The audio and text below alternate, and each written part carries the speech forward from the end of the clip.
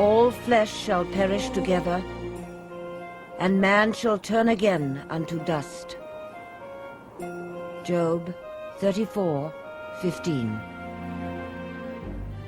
Only ashes remain of those who inhabited the world of the Bible.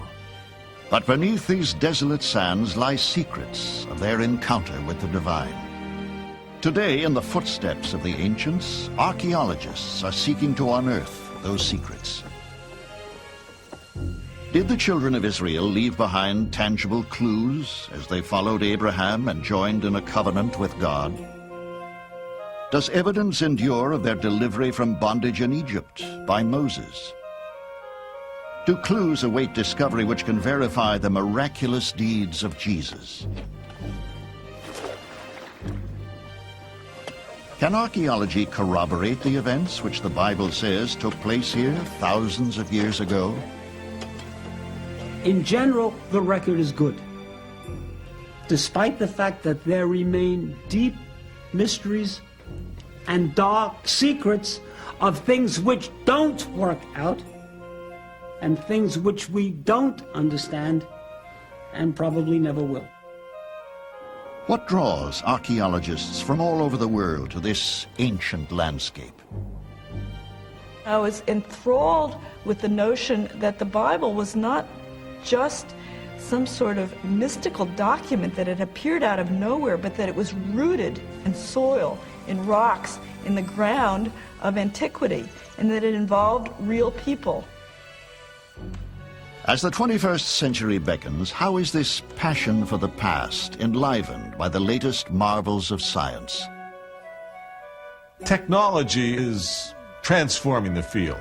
Archaeology has really opened doors to our understanding of the Bible. It was never available to us before. Today, the most advanced tools of science are being used to examine the holiest of lands, as archaeologists attempt to solve the mysteries of the Bible.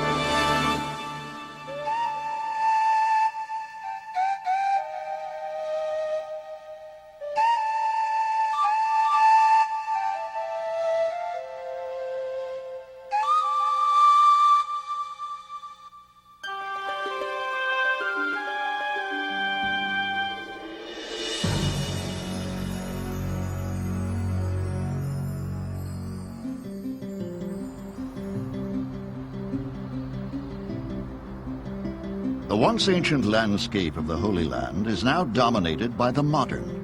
Where centuries before stood humble towns of mud bricks, radiant new cities thrive. But buried directly beneath these modern dwellings, sometimes just below the surface, is the living history of the Bible. Among the hundreds of sites throughout Israel where the biblical past is being resurrected is the ancient city of Beersheba. Here, archaeologists have discovered 9 separate levels of settlement, dating back more than 3,000 years. It is in these ancient streets, according to the Bible, that Abraham, patriarch of the Jewish people, once walked. The Bible also tells us that Abraham, in a critical search for water, obtained the rights to use a well here. Tradition holds that this is Abraham's well, but as yet no archaeological evidence has emerged to confirm it. At Beersheba and throughout the Holy Land, one tantalizing question persists. How does the history being unearthed here compare to the account passed down in the Bible? The archaeological account, more often than not, coincides with the biblical account of what happened. The Bible as a book, as a history book, is generally reliable, insofar as we can check it. The science of archaeology, barely a century old, has but scratched the surface of Israel's hidden treasures. Surprisingly, however, in that short span of time, the Holy Land has already yielded a wealth of illuminating secrets.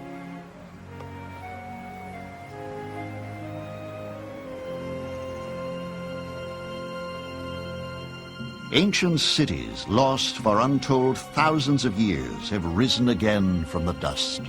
Almost all we know of these cities and the events said to have occurred there, we have learned from one source, the Bible.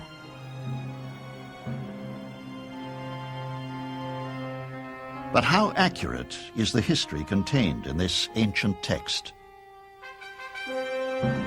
When the trumpet sounded, the people shouted, and the walls came tumbling down.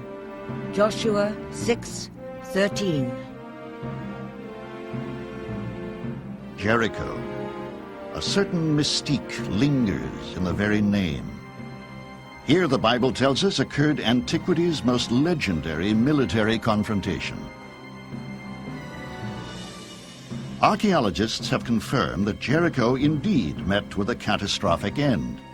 But debate still rages as to when it occurred and if Joshua was truly its conqueror.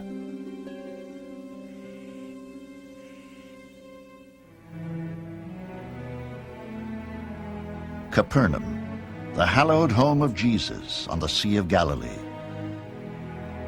According to the Bible, more of Christ's miracles were performed here than in any other city. It was in Capernaum that his legend as a teacher took root.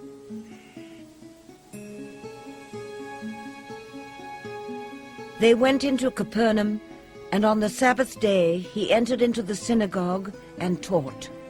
Mark 1:21. Beneath this ancient synagogue lie traces of an even earlier structure, which some archaeologists believe may have been the nucleus of Jesus' earth-shaking ministry.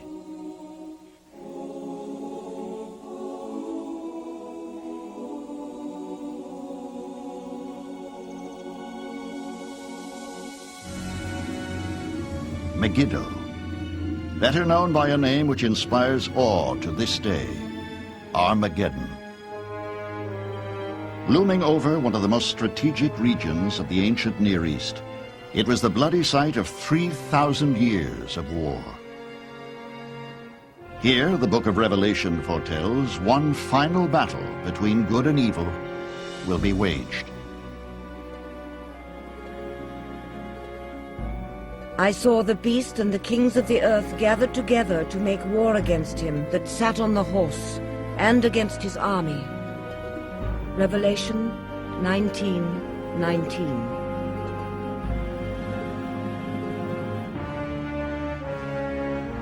Armageddon, the flashpoint which will signal the end of the world. In the rubble of such ancient cities, archaeologists painstakingly unearth the biblical past. The Bible is their treasure map, but it's also the prime focus of their scrutiny.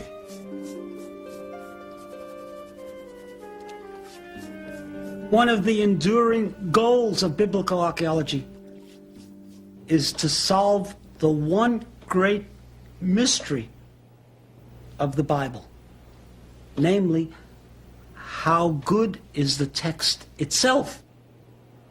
How closely does the Isaiah which we read match the words which Isaiah himself must have said in Jerusalem 2,500 years ago?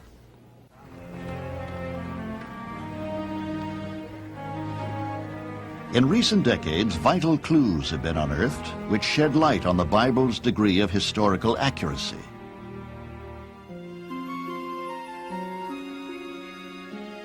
Perhaps the most significant is a tiny silver scroll found in an ancient tomb near Jerusalem. Inscribed upon it is a priestly blessing identical to one cited in the Hebrew Bible. Dated to the 7th century before Christ, It was written 400 years before the oldest known biblical text. The Lord bless thee and keep thee. The Lord make his face shine upon thee, and be gracious unto thee. The Lord lift up his countenance upon thee, and give thee peace. Numbers 6:24. It is word for word identical with the text which we have of that passage, and therefore it encourages us to have confidence in the validity of the received texts as it has been passed down.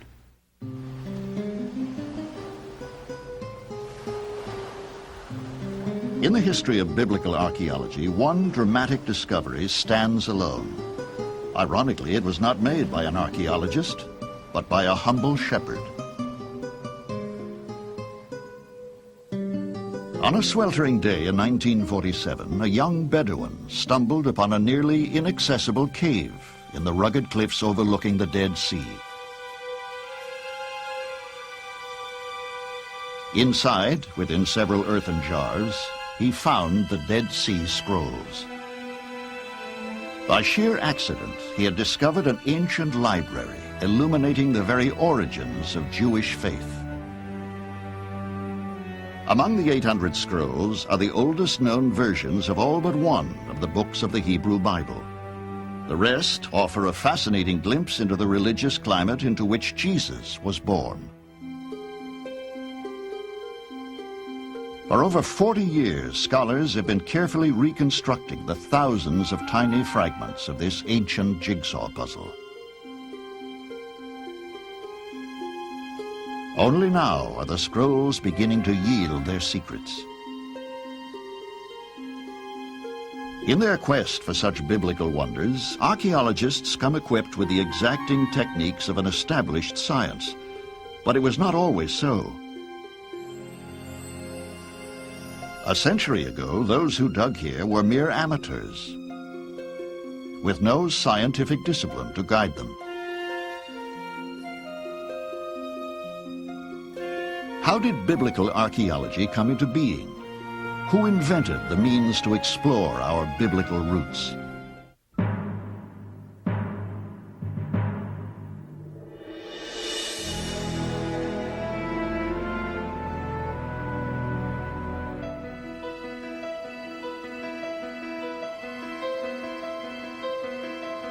In the late 19th century, pioneers in a new discipline called archaeology were drawn to the Holy Land.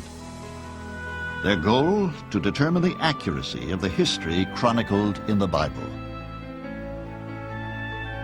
Foremost among these trailblazing archaeologists was an eccentric British surveyor, Sir William Flinders Petrie. Gifted with a rare genius, Petrie was destined to discover the archaeological key to probing the mysteries of the Bible. Petrie's towering intellect, however, was accompanied by an equally prodigious sense of the bizarre. As great an impact as he had on the discipline, and as important as he was in the development of archaeology in the Holy Land, he was a bit of a nut. I think we'd have to admit that. Petrie exhibited his eccentricity on his maiden expedition in 1880 to survey the Great Pyramids of Egypt. Petrie was the first one to measure the pyramids.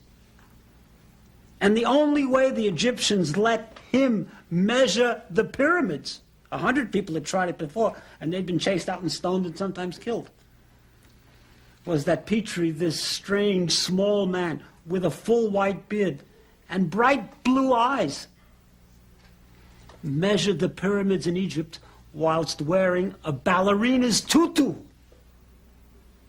This little funny, frilly little dress and tights. Because he was a lunatic. And he benefited from all the protections which lunatics have in Eastern societies. Despite Petrie's oddity of character, he possessed the disciplined mind of a scientific genius. As he shifted his focus from Egypt to the Holy Land, he made two breakthrough discoveries. He recognized the importance of what those before him had ignored.